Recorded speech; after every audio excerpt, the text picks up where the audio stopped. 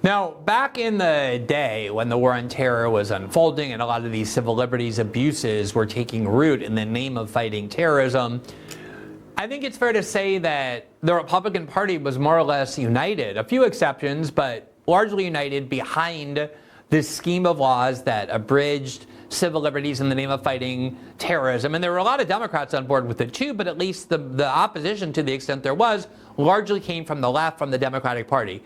I looked at your social media account last week, or when the FISA vote was happening, and I saw that you were retweeting and promoting several people, clearly conservatives on the right, who were vehemently opposed to renewing warrantless eavesdropping, people like Jim Jordan and Anna Paulina Luma.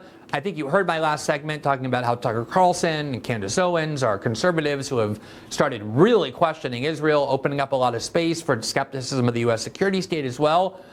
Do you see any kind of a potential realignment in terms of the two parties' views, or at least more space in the Republican Party to question a lot of these policies that maybe 10 or 15 years ago they were united in support of? Yes, and I think that my candidacy will help underscore that there are people in both the Democrat and Republican Party who are looking for a center place to be able to rest, that partisan politics has reached its terminus, that the hyperpolarization makes party more important than anything. My candidacy is about putting country above party, and I intend to do that. And members of Congress, such as the ones that you mentioned, participating in the debate, Representative Jordan, Biggs, Representative Luna, and Gates and others, have taken a strong stand for the Constitution. And I think that's where it starts. We take, at the beginning of a congressional session, we actually articulate an oath to protect the Constitution of the United States.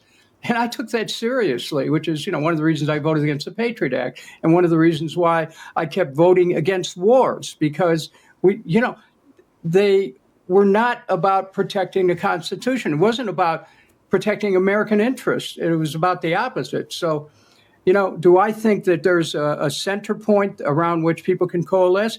Absolutely. Am I intending, on behalf of the people of the 7th District and the rest of the people in the other districts, to be able to help lead to create that space, to kind of tease it apart so that we can see that that there is an underlying unity in America about the things that all Americans care about?